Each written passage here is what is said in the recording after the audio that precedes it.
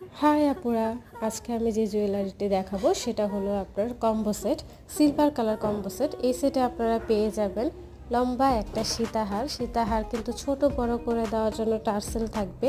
টার্সেলটা সাদা কালারের মধ্যে থাকবে। এরপরে থাকবে একটা চকারে কিন্তু পেয়ে যাবেন আপনারা টার্সেল সহ, এটাও ছোট বড় করে পরতে পারবেন।